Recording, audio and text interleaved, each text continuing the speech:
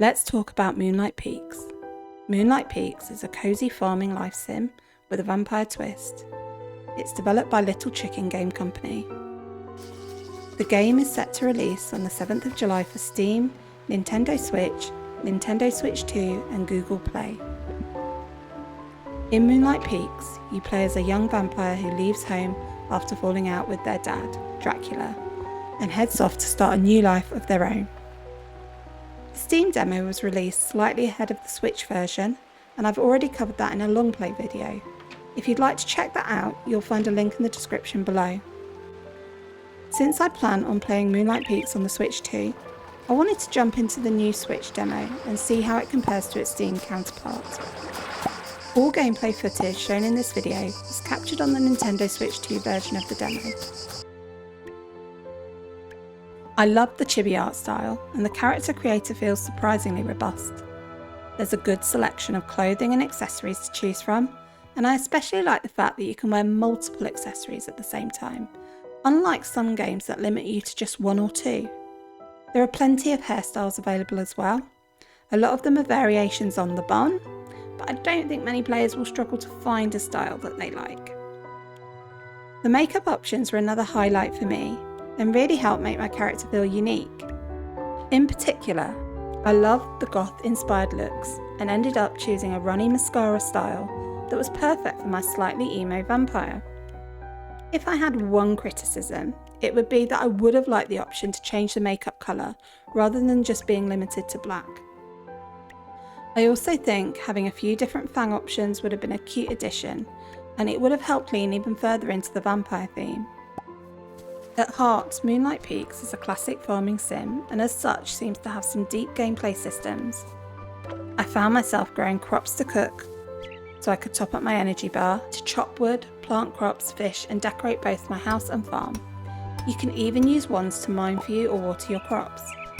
The game also uses a farming and crafting loop similar to Graveyard Keeper, Fae Farm and Sunhaven, where materials need to be refined before they can be used for crafting. It's a system I generally enjoy, although it can sometimes feel a little bit grindy.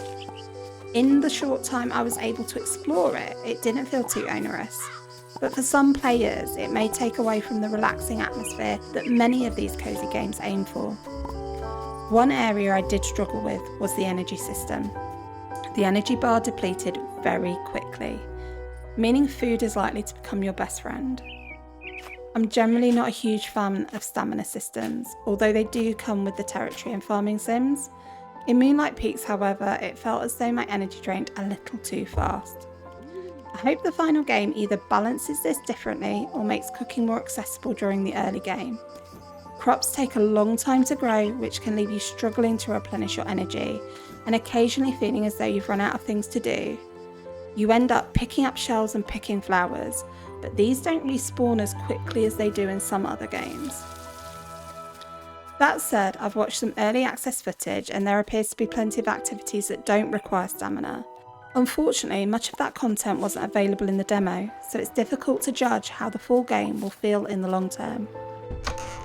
We meet a handful of characters during the demo, including Saga, a werewolf, Luda the wand seller, and Noel, a warlock who challenges you to catch more fish than he can. Not forgetting your little hell kitty, your barn animals, and your living sailbox Chester, who immediately reminded me of the monster book from Harry Potter that tries to eat everything. The demo itself doesn't reveal much of the overall story, so I've had to rely partly on previous early access coverage to get a better feel for what the full game will offer. From what has been shown so far, the story looks surprisingly substantial. In fact, several creators who attended early access events commented on how story-focused the game felt, and the developers estimate the main storyline will take around 50 to 60 hours to complete. The full game will also feature seasonal holiday events, although none of these were available in the demo. The writing was another pleasant surprise. It's quite witty, and one particular cutscene involving a giant toad, Ludo and a crow genuinely made me laugh. The humour has a dry, deadpan quality, and I wasn't expecting that. It really does help the game have a lot of charm. Romance options will also be available in the full release, although they weren't accessible in the demo. Despite enthusiastically throwing gifts at various villagers, I didn't manage to start any budding vampire romances this time around. There are also plenty of other activities to keep you busy outside of farming. You can try your hand at flower arranging, creating your own bouquets to decorate your home or give as gifts. There's also cross stitch, which I was really bad at. This lets you create pictures to hang around your house, and I think you could also sell them for money, but they cost you quite a bit to make. If collecting's more your thing, you can catch bugs with your net or even hunt for skulls. The skulls in particular are entertaining. Whenever you find one, you're told who it belonged to and how they died, which is a wonderfully dark little touch that fits the game vampire theme perfectly. And of course there's fishing. Not only is it a relaxing way to spend your time, but it's also incredibly useful early on for cooking ingredients and can provide a decent source of income while you're getting yourself established. And don't worry, the fishing is easy enough that even I can do it. So for those of you who, like me, still have flashbacks of some of the more challenging fishing mini-games in farming sims, you'll be pleased to know that Moonlight Peaks keeps things nice and accessible. So how does the Switch 2 version compare to the Steam Deck version?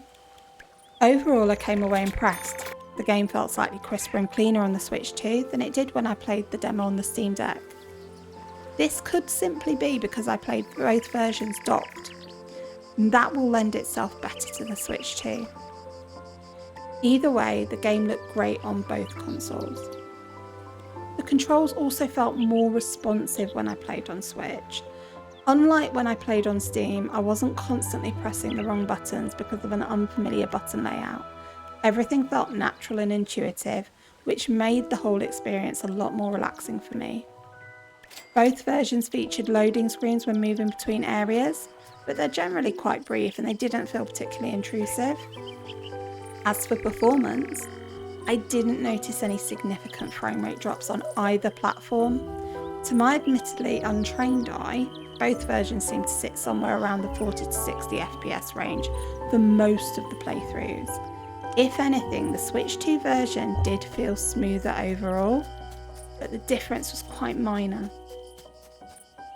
One area where I did notice a difference was the audio. The soundtrack and ambient audio were quite minimal, and there were moments when the lack of background sound or music felt a little bit odd. On the Switch 2 in particular, the sound of the wind through the trees seemed noticeably louder than everything else, to the point where I actually ended up lowering the sound effect volume, something I don't normally do in games. I don't remember noticing the same issue on the Steam Deck. Overall, I found the Switch 2 version to be a very enjoyable way to play the demo and had no major concerns about the performance. And if I had to pick between the two, it would be the Switch 2, which is where I'm going to do my long plays on. For me, the biggest positives were the charming art style, the robust character creator, the witty writing, and the sheer number of activities available even within the limited demo. On the downside, I felt the energy system could use some balancing. The ambient audio occasionally felt a little sparse, and the demo didn't really show enough of the story or relationship systems to judge how those aspects will work in the full game. I think Moonlight Peaks will run well on both the Steam Deck and the Switch 2.